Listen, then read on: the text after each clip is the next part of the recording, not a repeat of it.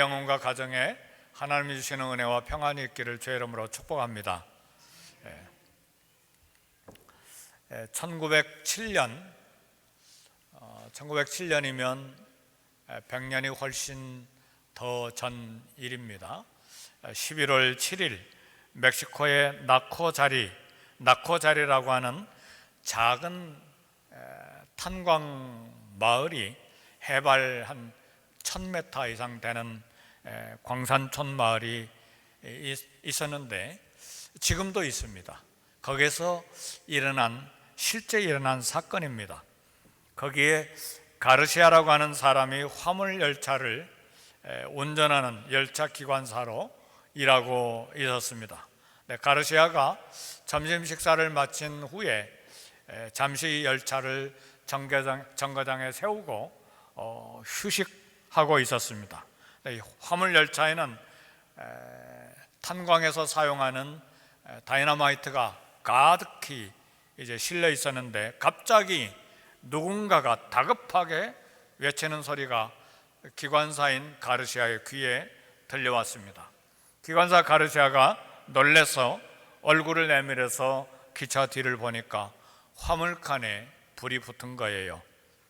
그 불길이 다이너마이트가 실린 이 화차로 화물칸으로 빠르게 옮겨가고 있었습니다. 만일 불이 이 다이너마이트 화물칸에 붙으면 이제 작은 이 탄광 마을 순식간에 사라져 버리죠. 이번에 우크라이나와 러시아가 전쟁하는데 러시아와 크림반도를 연결하는 18km 되는 다리가 막 연료를 싣고 가는 열차가 몇 개가 터져가지고 다리가 끊어졌다는 이야기 하잖아요.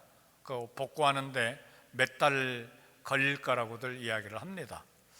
아마 우크라이나가 군인들의 손을 대지 않았을까 잘은 모르지만 그랬을 것 같아요. 러시아 중요한 군사적 보급로가 그 다리니까.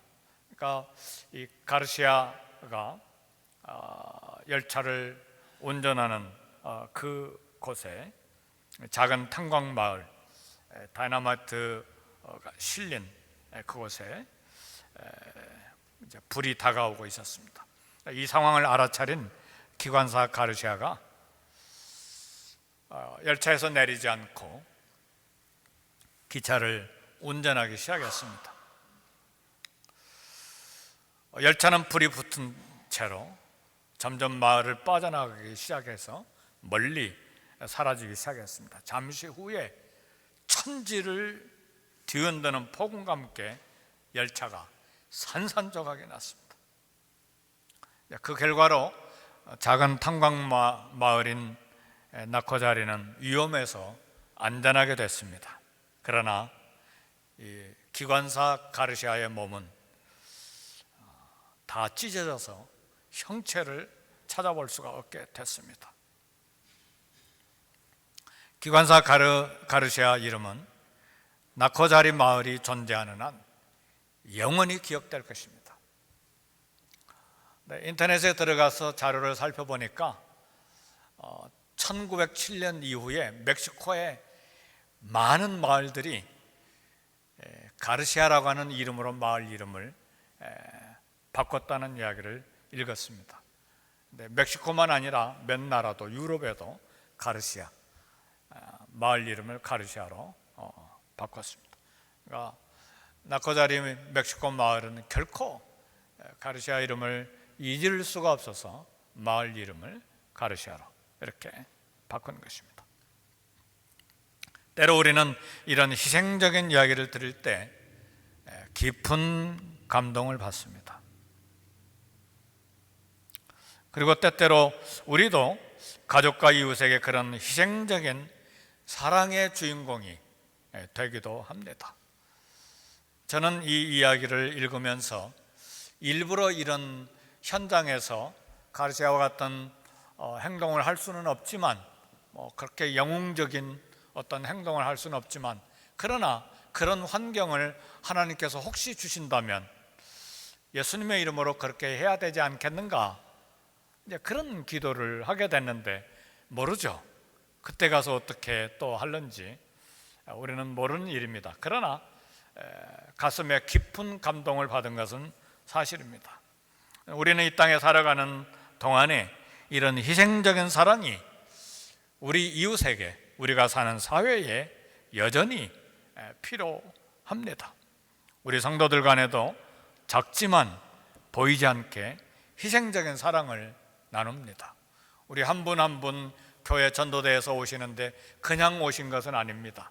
전도하시는 분들이 또 커피도 사시고 또 점심도 대접하시고 또 직장 가면서도 또 시간 내서 만나주시고 그리스도의 사랑을 가지고 이런 사랑을 계속해서 쏟으면서 예수님의 사랑을 보여주면서 전도하시는 것이잖아요. 저도 한 분을 소개받아서 또 만나주세요. 그래서 우리 가족, 우리 부부와 또 다른 성도님 부부와 함께 네 사람이 식당에 가서 밥을 사 먹으려고 하는데 목사님 식사하세요. 그리고 또 식사비를 내주신 분들이 한 두 분이 또 계세요. 이렇게 해서 보이지 않지만 서로 격려하고 위로하고 또 마음을 쏟아물어서 또 이렇게 전도하고 또 예수님 믿게 하고 교회로 안내하고 또 주님의 사랑을 보여주는 것입니다.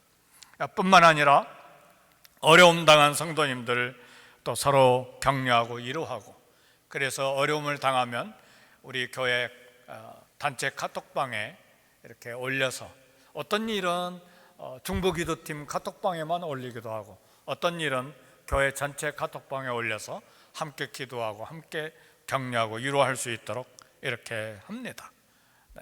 그래서 조금 전에도 광고 시간에도 이야기했지만 이제는 발품팔이 할 일이 많아지게 됐어요. 왜냐하면 오시는 성도님들 중에 멀리 계시고 또 이렇게 차가 없는 경우에 또 모시고 오고 모시고 가야 되는 일들이 필요합니다. 이런 것들도 서로 사랑을 나눌 필요가 있고 또 그렇게 해야만 합니다. 소문도 없이 하나님만 아시는 이런 선한 사랑과 또 희생과 봉사 그리고 또 사랑을 나누는 그런 우리가 돼야 되는데 이유가 있어요. 왜 이렇게 하는가? 오늘 고린도후서 5장 14절에 보니까 그리스도의 사랑이 우리를 강권하시는도다 그랬어요. 우리를 강권하시는 그리스도의 사랑 때문에 이런 희생적인 사랑에 용기를 내는 거예요. 나와 우리를 위해서 죽으신 그리스도의 사랑이 우리를 강권하신다. 강권한다는 말은 헬라어 뜻은 그래요. 막 밀어내는 걸 말해요. 내가 받은 그리스도의 사랑, 내가 받은 십자가의 사랑이 나를 사랑하도록 밀어내는 거예요. 밀쳐내는 거예요. 그래서 사랑해야 될 장소로, 사랑해야 될 대상으로 우리가 밀려가서 희생하고 또 수고하고 봉사하고 헌신하고 그렇게 하는 것입니다. 그래서 우리는 그리스도의 강건하는 사랑 때문에 자기 중심을 버리고, 자기 중심은 굉장히 셀피시잖아요. 이기적이잖아요. 그렇게 하지 않고 이타적인 삶, 이웃을 위한 삶을 그렇게 보이는 것이죠. 근데 요즘에 전도하는 일하고 저도 좀 바빠요. 왜냐하면 전도하시는 분들도 바쁘지만 우리 교회 전도지가 나가니까 제 카톡으로 우리 교회 전화가 계속 오는 거예요. 근데 전화를 잘 받아야 되고 또 그들의 필요를 잘 들어야 돼요. 어제는 전화 받았는데 교회 가서 샤워 좀 해도 됩니까? 한국분이에요. 깜짝 놀랐어요. 한국분이 길에 계신다 그 말이에요.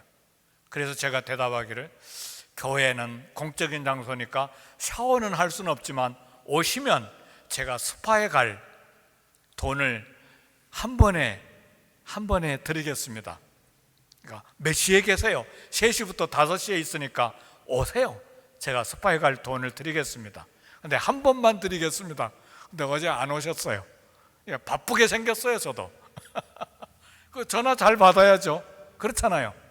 네. 모두 다 필요들이 있어요. 근데 이런 필요만 있는 것이 아니라 영적인 필요는 더 엄청납니다. 그렇죠? 보통 영적인 갈증이 많이 있는 것이 아니에요. 경제적인 것뿐만 아니라 우리의 정신적인 영적인 갈증이 많기 때문에 우리는 내 중심을 버리고 타인을 향한 삶을 보여줘야 되는데, 왜 우리 그리스도인들은 이처럼 자기 중심적인 삶을 버리고 이웃을 위한 사랑에 용기를 내는가?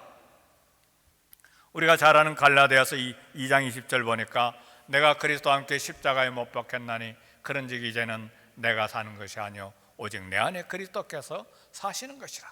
내가 육체 가운데 사는 것은 나를 사랑하사 나를 위하여 자기 몸을 버리신 하나님의 아들을 믿는 믿음 안에서 사는 것이라. 왜 이렇게 우리가 이타적인 삶을 살아야 되는가? 나를 사랑하사 나를 위하여 자기 몸을 버리신 이 하나님의 아들 때문에 그렇죠. 그 사랑이 우리를 강권한다 그 말이에요. 내 대신 희생해 죽으신 그리스도의 사랑이 밀어내는 것이, 그래서 우리가 이 사랑에 용기를 갖는 것입니다. 그것이 시간이든 물질이든 내 자존심이든 혹은 내가 가지고 있는 정보이든 어떤 것이든 사용해서 용기를 내는 것입니다. 우리 모두 그리스도의 십자가 사랑이 나를 강권하는 체험이 우리 삶의 현장에 있기를 주의 이름으로 축복합니다. 아멘. 그 삶은 비밀한 삶이에요. 우리 사랑하는 교회 신문에 광고 내면서 하는 게 아니잖아요. 다들 모르게 하잖아요. 어떤 분은 우리 RV 고치는데 돈 많이 들었어요. 100~200불 들어가는 게 아니에요. 1000 단위로 들어가는데 내가 하겠습니다. 숨어서 하시는 분들이에요. 그러니까 왜 이렇게 하는가? 그리스도의 사랑이 강권하기 때문에 그렇게 하는 거예요.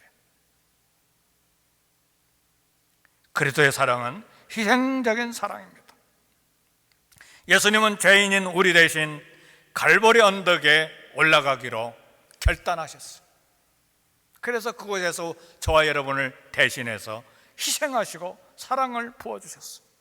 예수님이 내 대신 내 죄를 대신 짊어지시고 죽음의 십자가에 올라가신 거예요. 우리 주님 말씀하셨죠. 나는 산한 목자라. 산한 목자는 양을 위하여 목숨을 버리거니와 나는 산한 목자라. 양을 위하여 목숨을 버리노라. 요한복음 10장의 말씀입니다. 주님이 내게 주신 사랑은 목숨을 내주신 희생적인 사랑이에요. 사랑의 핵심은 그래서 두 가지예요. 자기를 희생하는 것과 이웃을 용서하는 거예요. 사랑이 있습니까? 희생입니다. 그리고 용서예요. 사랑 아가서만 빼고요, 사도 바울이 이야기하는 사랑의 내용을 보면 이렇게 가슴이 설레고 벌렁벌렁하고 막 낭만적이고 분홍색깔의 사랑 이야기 없어요. 아가서는 진한 사랑이 많이 이야기되어 있죠. 물론 히브리어에도 사랑이라는 단어가 있어요. 아하브라고 하는 단어인데 막 숨이 헐떡이는 사랑이죠. 부부간의 사랑이에요. 그래서 발음도 아하브예요. 그런데 고린도전서 10장 13장에 나오는 사랑의 내용을 보면 낭만적인 게 하나도 없어요. 사랑은 오래 참고 자기 유익을 구하지 아니하고 성내지 아니하고 교만하지 아니하고 시기하지 아니하고 무례히 행치 아니하고 모든 것을 견디고. 사랑은 거기에는 모두 다 희생이고 용서지 낭만적인 거 없어요. 그러니까 사랑은 어떤 분이 말한 것처럼 명사가 아니라 동사라고 그러잖아요. 머리로만 생각하는 게 사랑이 아니고 동사는 뭐예요? 움직이는 거잖아요. 사랑은 희생으로 움직이고 용서로 움직이는 것입니다. 그래서 이런 그리스도의 사랑이 우리를 밀어서 희생으로 이웃을 사랑하게 하는 것입니다. 강권하신다. 그리스도의 그 사랑이 우리를 밀어낸다는 말이에요. 사랑할 대상을 향해서. 사랑은 자기의 유익을 구하지 아니하고 자기를 내려놓는 것이죠. 그래서 그리스도의 사랑에 가슴이 데인 사람들은 희생적인 사랑에 용기를 내는 거예요. 우리는 모두 다 희생하기 원치 않잖아요. 왜? 방어선을 갖고 있잖아요. 나를 보호하기 위해서 한 겹, 두 겹, 세 겹 울타리를 쌓는데 그리스도의 사랑 우리를 강권하면 희생하는 대로 밀어주기 때문에, 그리스도의 사랑이 막 뜨겁게 되기 때문에 이 사랑을 가지고 누구에게 흘러보내게 해야 될지 사랑의 통로, 용서의 통로, 희생의 통로, 축복의 통로가 되기 위해서 강권함을 받아서 용기를 내는 것입니다. 사랑은 성내지 아니하고 그랬어요. 그리스도의 사랑은 성내지 않는 사랑입니다. 우리 한국 사람들의 기질은 쉽게 성을 내요. 쉽게 화내는 기질이에요.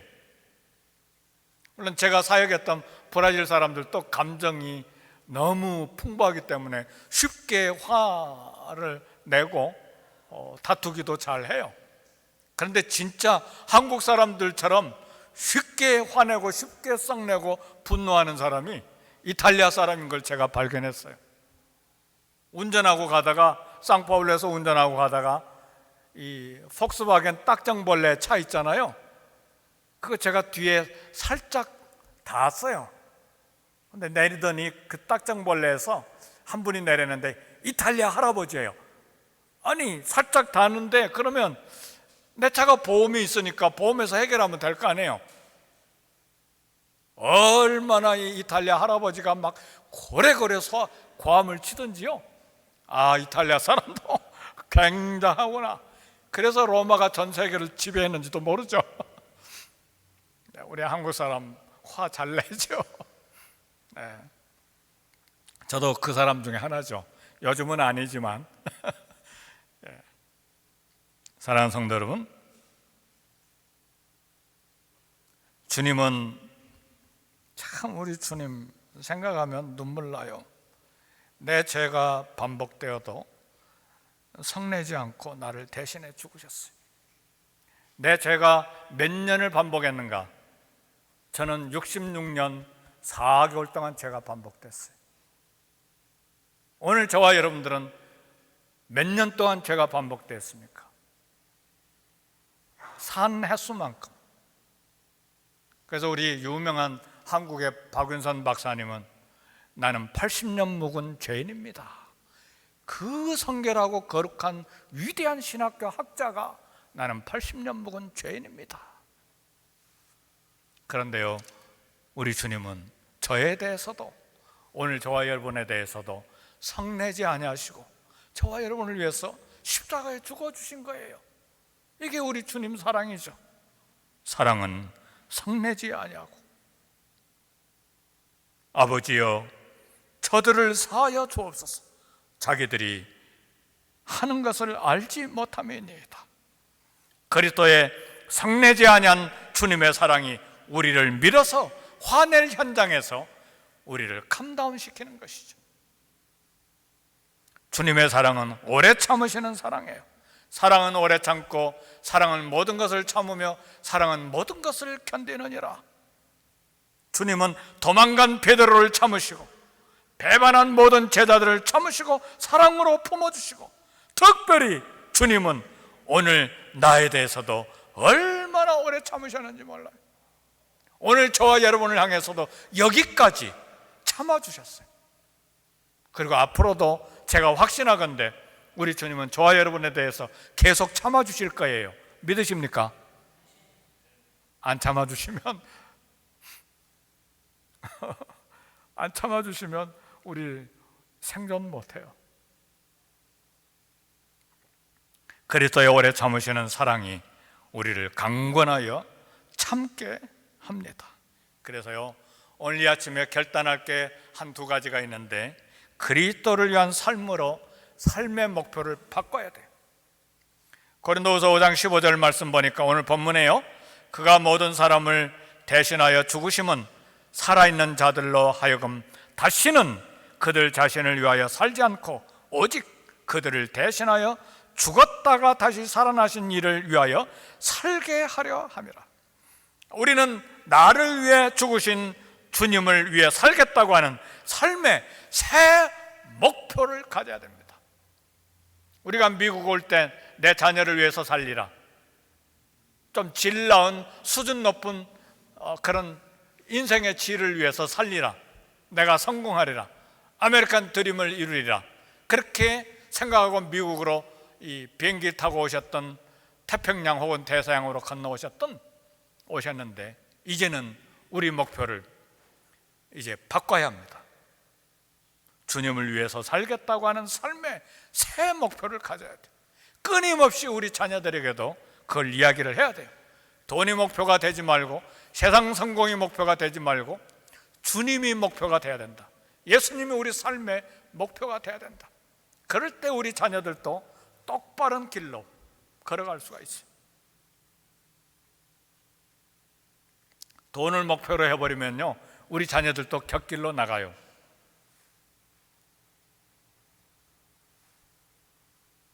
곁길로 나가기가 얼마나 쉽습니까? 이 LA 땅에, 미국 땅에. 예수님이 죽으신 목적이 있어요.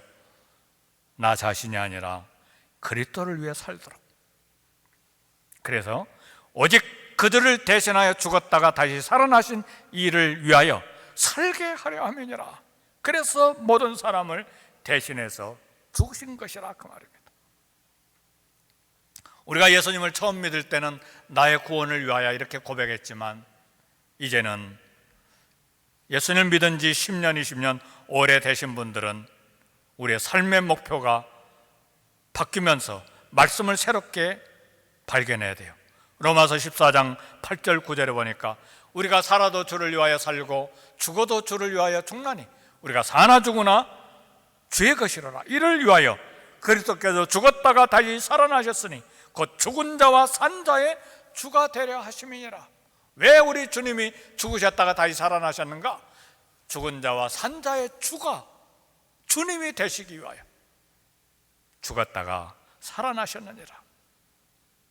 그래서요, 사랑하는 성도 여러분, 내가 예수님을 주님으로 고백합니까? 그렇다면 그 고백을 점검해 봐야 합니다. 진실한 고백인지, 나의 주님으로 모시고 있는지, 나의 삶의 목표가 예수님으로 되어 있는지, 내가 주여 부를 때에 그 주여 고백하는 신앙 고백이 정상적인지를 점검해야 돼요. 살든지 죽든지 먹든지 마시든지 주님을 위한 것인가? 사랑하는 성도 여러분, 누군가 내 빚을 대신 갚아주고 누군가 내 대신 죽었다면 내 삶의 태도는 어떠해야 합니까? 우리는 그리스도를 위해 사는 삶을 결단하는 도전을 받아야 되고, 그것은 희생이 아니라 거대한 축복입니다. 왜요? 인생의 목표를 정확하게 발견하고 목표를 정했기 때문에 그건 거대한 축복이에요.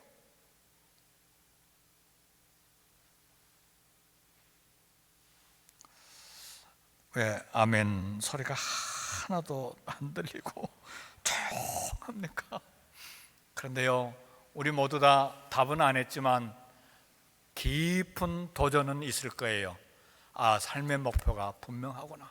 그리고 기도하고 말씀을 읽고 주님을 깊게 만나기를 갈증하는 분들은 맞아, 그것이 옳아, 그게 동의하게 돼 있어요. 근데 세상에 아직도 목표인 경우에는 오늘 목사님 뭐 이렇게 소리를 크게 내면서 설교해, 그런 소리는 조그맣게 하지 안 해요. 정말 주님 만나기를 갈증하고 소원하는 그리스도를 신랑으로 모시는 분들은 그리스도가 목표가 돼야 된다는 게 100% 아멘하죠. 그리고 어떻게 하면 나 자신을 쳐서 복종시켜서 그리스도가 나의 삶의 목표요, 그리스도의 비전이 나의 비전이 되게 할 수 있을까? 밤낮으로 기도하게 돼 있어요. 그렇게 살기를 갈증하게 돼 있어요.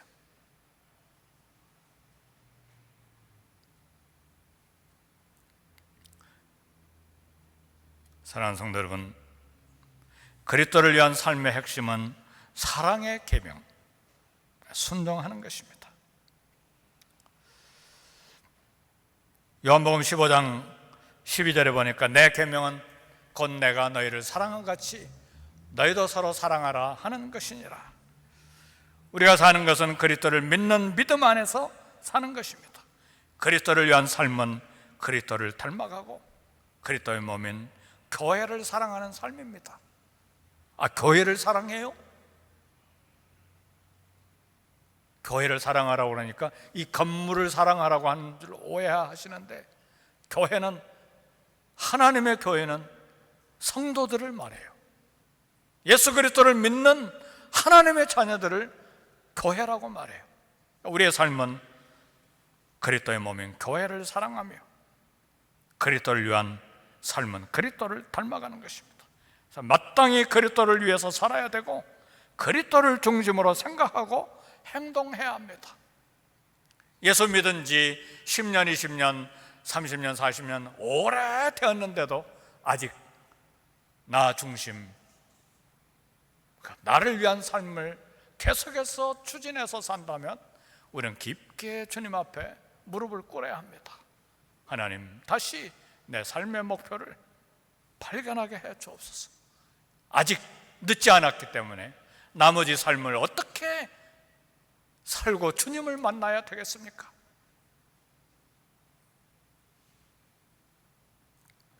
삶의 목적이 그리스도를 위해 정해졌다면 최고로 축복받은 성도입니다. 그리고 오늘 본문을 통해서 한 가지 더 생각해야 될 것은 화목하게 하는 직분입니다.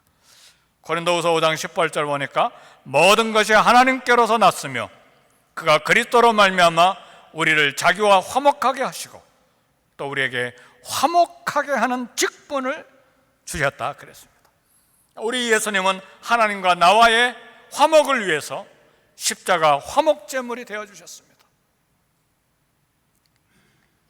하나님과 나와 원수된 관계를 화목시키기 위해서 당신이 화목의 제물이 되어서 십자가 제단에 올라가신 것입니다.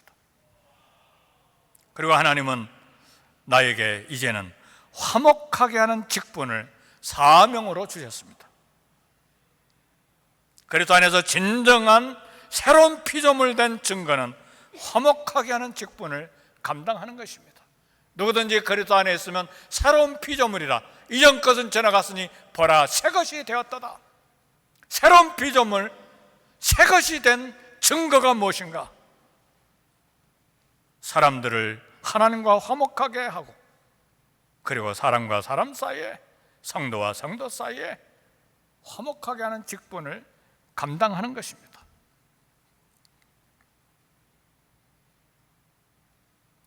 그리스도를 위해 살면서 화목하게 하는 책임을 다하는 것이 영광스러운 삶입니다. 작은 어항 속에 2마리 금붕어가 살고 있었는데, 작은 어항 속 2마리 금붕어, 둘이 맨날 툭하면 싸웠어요. 어느 날 2 금붕어가 대판으로 싸웠어요. 결국은 그 중에 많이 다친 금붕어가 상처를 이기지 못하고 죽었어요. 살아남은 금붕어 1마리가 이제는 혼자서 평안히 살 수 있을 것으로 생각하고 노래를 부르면서 즐거워했어요. 며칠 뒤에 그 금붕어도 죽고 말았어요. 왜냐? 먼저 죽은 물고기가 악취를 내면서 몸이 썩기 시작했기 때문에 그렇습니다. 이 우화는 우리에게 주는 교훈이 매우 깊습니다. 사람은 서로 도와가면서 살아야 생존할 수 있는 존재예요. 우리가 먹는 밥 한 그릇, 마켓에 가서 쌀을 사면 그것으로 끝난 줄 아십니까? 농부가 그걸 위해서 밭을 갈고 논을 갈고 거름을 주고 풀을 뽑고 논에 물을 대고 가을까지 기다렸다가 정미소에 보내고 쌀을 만들고 유통 과정을 거쳐서 수많은 과정을 거쳐서 그리고 또 밥을 만드는 사람이 요리를 해서 우리 밥상에 올라오는 거예요. 그러니까 쌀 하나가 우리 입에 들어오는데 수십 개의 과정을 거치는 거예요. 내가 돈 있다고 밥을 먹는 줄 아십니까? 우리는 서로 돕지 않으면 쌀 한 톨도 우리 입에 들어올 수가 없어요. 서로 도와야 생존할 수 있는 게 우리 인간이에요. 서로 도와가면서 살아야 생존할 수 있는 존재예요. 내게 부담되는 사람이 없으면 내가 혼자 행복하게 살 줄로 생각하십니까? 아닙니다. 그러지 않아요. 우리 신앙도 마찬가지예요. 더불어 믿어야 됩니다. 하나님 우리를 교회로 부를 때에 한 사람을 교회로 부르지 않았어요. 주님의 이름으로 두세 사람 이상 모일 때에 거기에 내가 임재하겠다고 말씀하셨어요. 우리는 서로 더불어 믿어야 되고 서로 격려하고 세워주는 공동체가 되어야 합니다. 장작불이 있는데 장작이 홀로 떨어져 있으면 화력이 약해지다가 불이 꺼져버립니다. 그러나 장작이 함께 포개지면 활활 타오르면서 거대한 화력을 얻을 수가 있습니다. 예수 그리스도 안에서 먼저 하나님과 화목하게 되어 한 가족 형제가 된 우리들은 서로를 위해서 기도하고 화목을 이루는데 온 마음을 쏟아야 돼요. 우리 전도팀도 내가 열심을 내서 내가 힘내서 내가 시간 내서 영혼을 건진다 생각하지 마세요. 우리 교회가 뒤에서 기도하고 있어요. 새벽으로 기도하고 중보기도팀이 기도하고 전도하는 현장에 나가지는 않지만 물질로 돕는 손길들이 많이 있어요. 그건 사실이에요. 사건이에요. 믿으십니까? 혼자 하는 게 아니에요.